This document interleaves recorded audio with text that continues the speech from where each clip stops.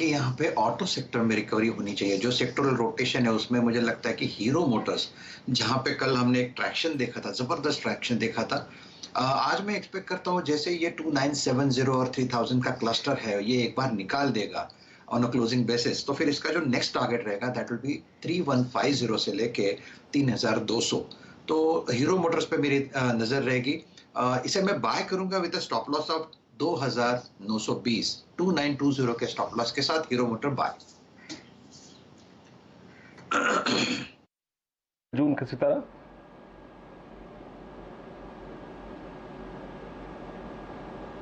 प्रकाश का बाजी, जून में आपकी टॉप कन्वर्शन कॉल, जून का सितारा आपका।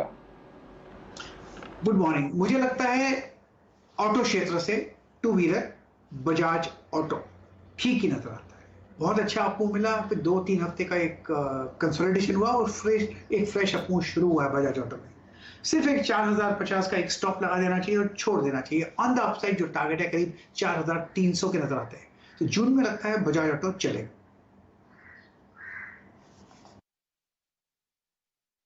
अब आपके साथ दो ऑप्शंस ट्रेडर्स के जून के सितारे प्रस्तुत करते हैं। हमारे साथ असित जी और शुभम जी जुड़े हुए हैं। सबसे पहले बरन साहब के साथ जुड़ते हैं और जानने की चेष्टा करते हैं जून की एक्सपायरी में कहां आउट परफॉर्मेंस दिखती है उन्हें लॉन्ग साइड पर। असित जी।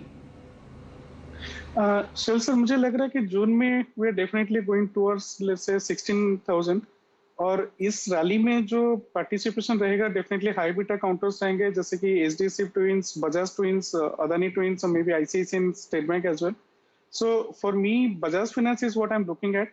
इसमें एक क्लियर वीसीपी पैटर्न बनाता है, वोलेटिलिटी कंट्रैक्शन पैटर्न, एंड इसमें एक 15 वीक का कप एंड हैंडल का फॉर्मेशन भी हुआ था। मुझे लगता है कि अगर हम 56-5700 के ऊपर रह रहे हैं, we will definitely try to go around 6700 to 7000 के रेंज में। With a stop loss of 5500, I'll try to see a first target of 6700 and the second target of 7200. But I'm quite bullish on these Bajaj twins, and koi bhi dip aayega, that will be a tremendous opportunity to kind of buy and dip kind of thing. So Bajaj Finance will be the script for June.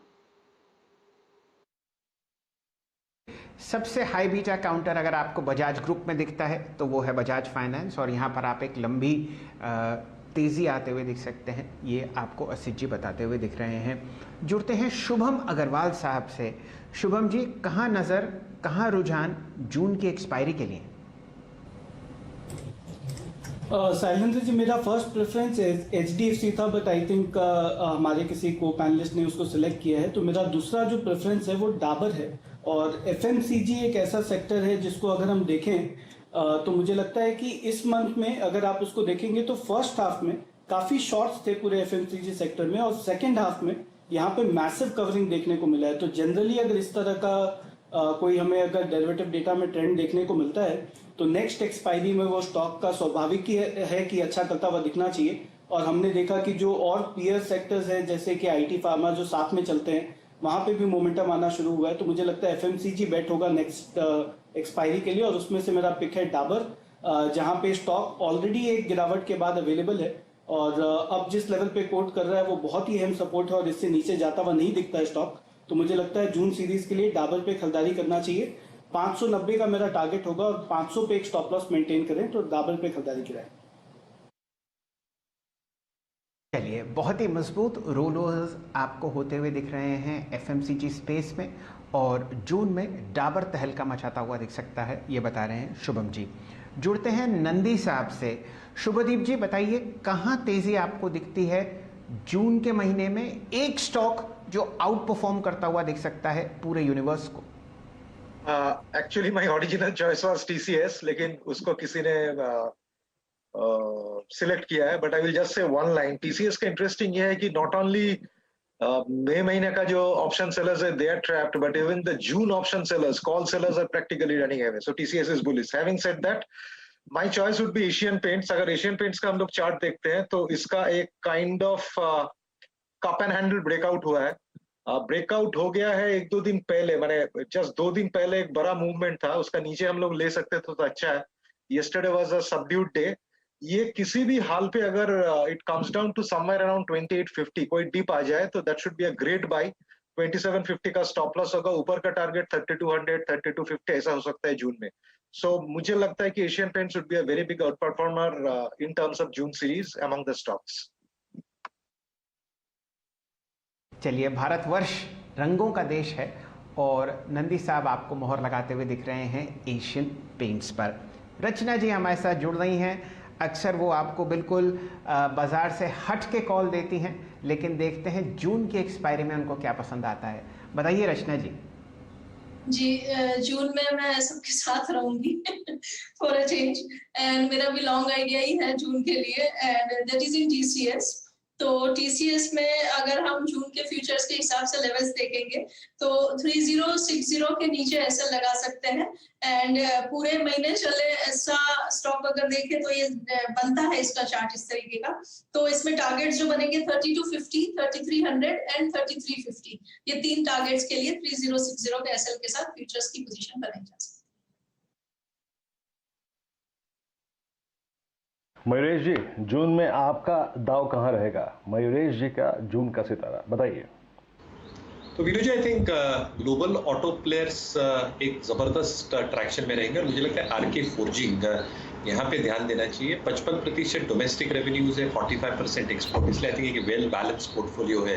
Europe और Africa में जैसे I think एक unlock activities से जबरदस्त economic activities वापस आई है, जो traction देखने मिला ऑर्डर बुक्स में, ये सपोर्ट करेगा इबिटा मार्जिन को कंसोलिडेटेड बेसिस पे between 18 and 20%। Net debt to EBITDA is at 1.1-1.2 times, which is not very much.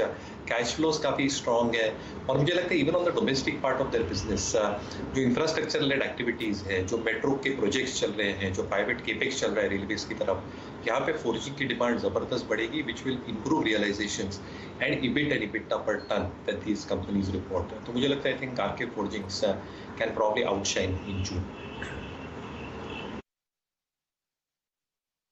Ramakrishna forgings, अगर आप देखें मयूरेश जी का टॉप कन्विक्शन ट्रेड है जून के लिए। मैं आपकी स्क्रीन पे काम करता हूं, जून के सितारे जितने भी हमारे पैनलिस्ट ने आज दिए हैं मैं आपकी स्क्रीन पे देता हूं। यहाँ पर असद बरन पाती ने अगर आप देखें आज बजाज फाइनेंस पे दाव लगाया है जून के लिए और करीब करीब 6700 का लक्ष्य है। साथ ही साथ अगर आप देखें शुभदीप जी ने अगर आप देखें आज एशियन पेंट्स पे मॉर्निंग में कमेंट्री भी दी थी और जून के लिए भी अगर आप देखें तो इसी को प्रेफर कर रहे हैं। टारगेट है 3200 के, 2750 का आपका स्टॉप लॉस रहेगा। साथ ही साथ अगर आप देखें इस क्रम में आगे बढ़ते हुए आशीष Chaturmota, Infosys target 1540, stop loss करीब 1340 का रहेगा। और उसके बाद हीरो मोटोकॉर्प है राजेश सतपुते जी की कॉल, यहाँ पे आपको टारगेट रखना है करीब 3200 का, स्टॉप लॉस करीब 2920 का। मानस जायसवाल टारगेट 3275 का। Jubilant food works, Bajaj auto है प्रकाश कावाजी का टारगेट 4300,